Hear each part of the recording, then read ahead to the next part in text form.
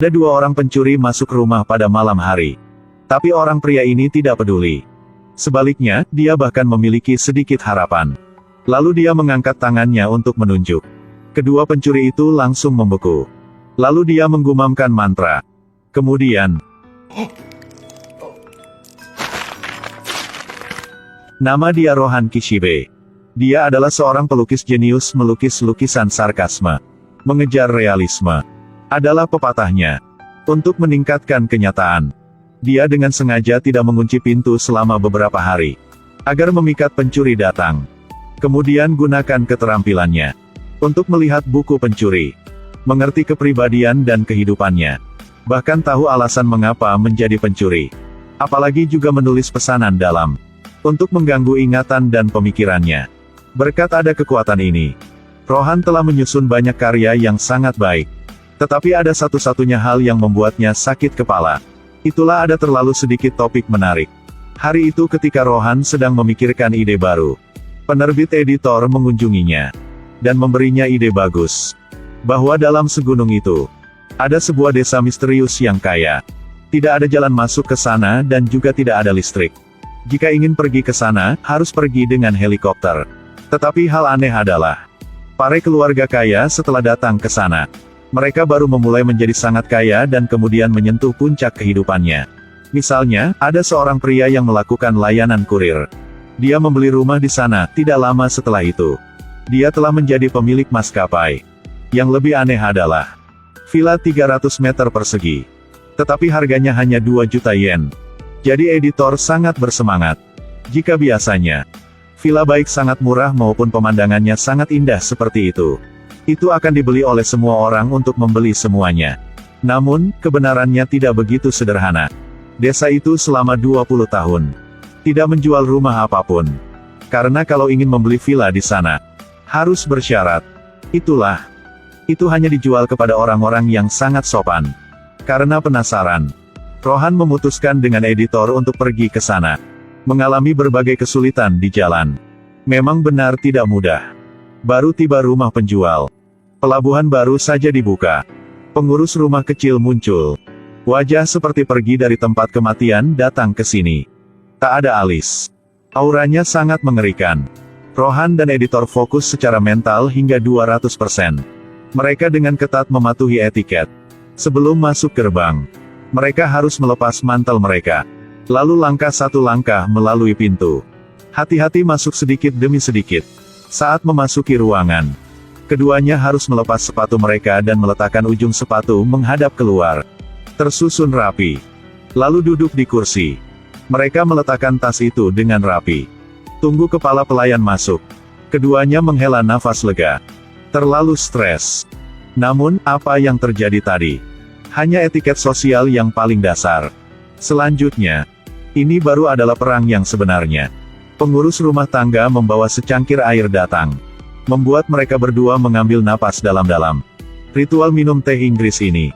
Mereka pun tidak mengerti apa-apa. Tapi gadis editor ini berpikir. Hanya tidak melakukan sesuatu yang aneh. Tidak bersuara. Jadi akan baik-baik saja. Jadi dia dengan lembut mengambil cangkir teh. Menyesap teh dengan lembut. Dia menunjukkan senyum percaya diri. Siapa sangka dia baru letakkan saja. Kepala pelayan bangkit dan berkata, "Silakan kalian berdua pergi. Villa tidak menerima orang kasar." Ketika ketinggian bagian atas meja lebih rendah dari lutut. Piring dan cangkir saat minum teh. Memegangnya bersama adalah cara yang tepat untuk melakukannya. Selipkan tangan Anda ke pegangan cangkir. Itu tindakan yang sangat tidak sopan. Penuh dengan ritual. Hanya minum secangkir teh saja. Juga ada banyak aturan seperti itu. Rohan bangkit bersiap untuk pergi. Genangan air ini terlalu dalam. Keduanya tidak bisa lulus. Tapi editor ini tulus. Memohon pengurus rumah untuk memberinya kesempatan lagi. Kepala pelayan mengatakan juga bisa. Tapi ada satu syarat. Setiap kali editor gagal, akan kehilangan sesuatu yang sama pentingnya. Editor yang percaya diri. Dia mengangguk setuju. Tapi sedetik kemudian, teleponnya berdering. Pacarnya meneleponnya. Katakan anjing telah sakit. Dia sedang membawanya ke rumah sakit. Tapi saat menyeberang jalan, Tidak menyangka hukumannya datang begitu cepat, kata kepala pelayan. Ketika sedang seorang tamu, ketika telepon Anda berdering, ucapkan salam dulu. Lalu baru tinggalkan mesin penjawab. Baru sesuai dengan persyaratan ritual. Editor membuat dua kesalahan. Jadi dirampok dari dua hal yang paling berharga baginya. Editor sedih.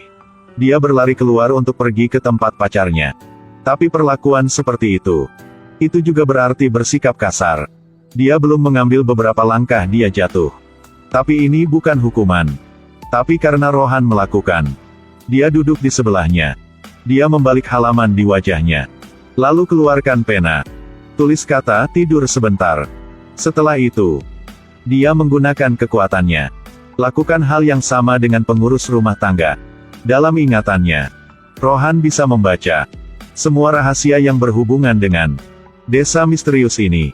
Semua hal di sini di bawah perlindungan Dewa Gunung. Orang-orang yang datang ke sini bisa mendapatkan berkah atau kehilangan segalanya. Tapi baca terus. Tiba-tiba muncul kalimat, membaca pikiran seseorang tanpa bertanya. Itu tidak sopan kepada pihak lain. Mungkin detik berikutnya, tangan kanan Rohan kehilangan sensasi. Karena dia telah melanggar etika. Hukumannya juga telah datang.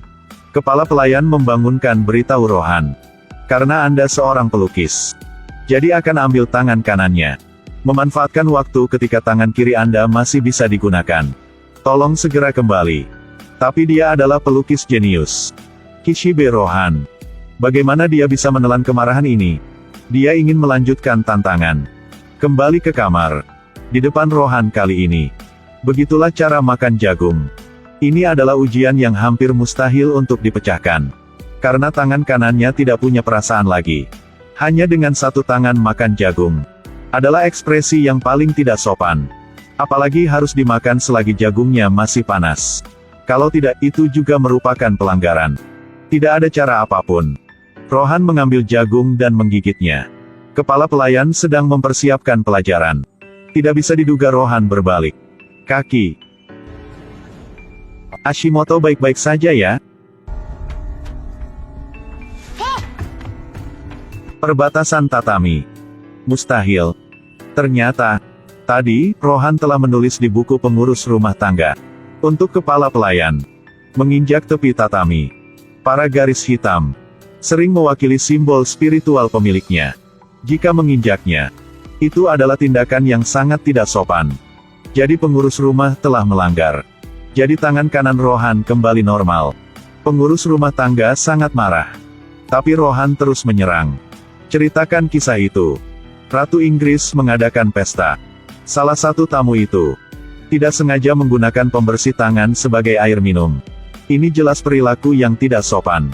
Tapi sang ratu tidak segan-segan. Dia belajar dari tamu itu untuk minum air itu. Karena sifat ritualnya, itu tidak boleh untuk mempermalukan tamu. Itulah artinya peduli pada orang lain. Tapi terus terang tunjukkan kesalahan orang lain. Yang baru adalah perilaku yang paling tidak sopan. Kepala pelayan menginjak garis tatami lagi. Pacar editor hidup kembali. Bahkan anjing kecil itu hidup kembali. Kepala pelayan telah gagal. Melihat ini, mungkin Rohan telah menang. Tapi dia tidak menyerah dan terus menantang. Berbalik dan pergi. Ritual benar-benar hormat. Tapi tidak adalah. Keluarkan untuk membuat diri sendiri lebih unggul. Setelah meninggalkan desa itu, Rohan telah menghapusnya. Sebagian dari memori editor. Karena dia tidak ingin mengungkapkan kekuatan supernya. Jadi memberitahu editor bahwa dia dihipnotis. Editor yang sangat naif. Dia hanya mengatakan dia percaya itu. Rohan tidak bisa tahan. Dia mengundang editor keluar pintu. Memutuskan untuk keluar dan bersantai mencari inspirasi. Tapi belum pergi jauh. Kalian berdua bertemu lagi. Editor dan pacarnya. Tapi saat itu, segadis yang sangat istimewa berjalan melewati tempat mereka berdiri. Halo. Gadis kecil ini baru lahir. Memiliki sepasang pupil heterokromik. Satu sisi berwarna merah muda. Satu sisi lain berwarna biru. Mana yang lebih istimewa? Dia hanya bisa mengatakan sebaliknya. Ibu. Haus aku sangat, haus aku sangat.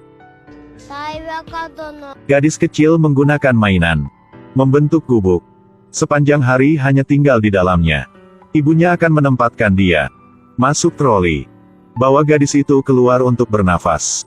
Melewati jalan yang sangat sedikit orang yang lewat.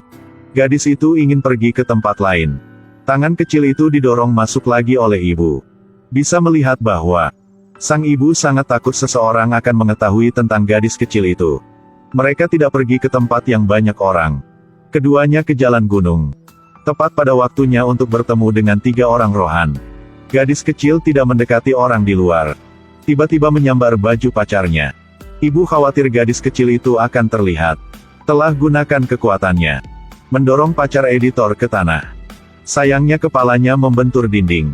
Semua orang bergegas membawanya ke rumah sakit untuk diperiksa. Di rumah sakit, Rohan sangat kasar. Menatap ibu dan anak. Dia merasa ada yang aneh. Bayinya tumbuh seperti itu. Kenapa harus pegang erat-erat? Juga dibungkus handuk gitu. Ayan pikir bahwa Rohan adalah seorang pria jahat. Untungnya, editor bergegas untuk memperkenalkan.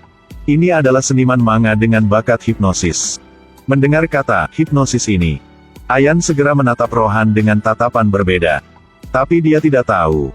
Orang pria ini sebenarnya bisa melalui buku di wajah untuk melakukan perilaku hipnosis.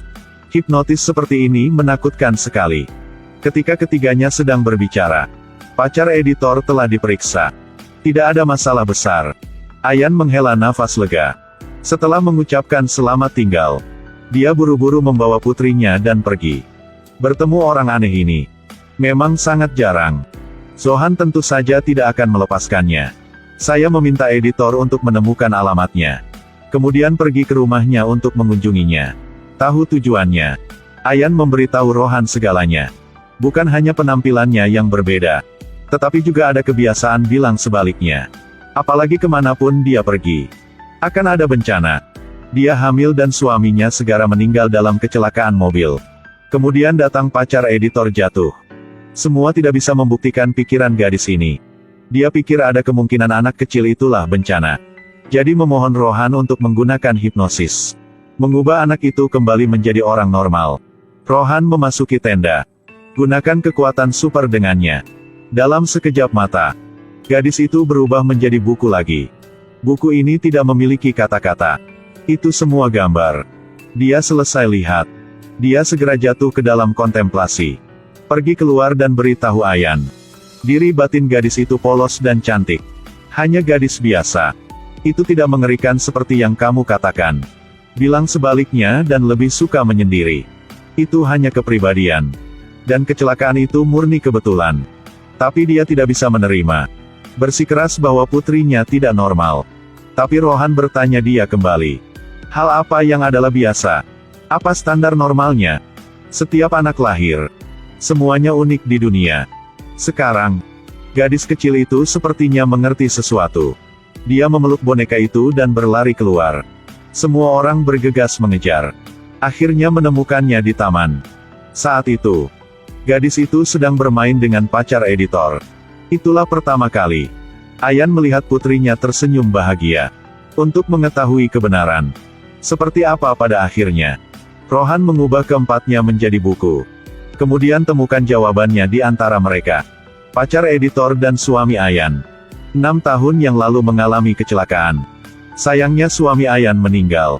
Jadi setuju untuk transplantasi jantung untuk pacar editor. Gadis itu bisa merasakannya. Itu sebabnya dia mengulurkan tangannya. Berpegangan pada pacarnya.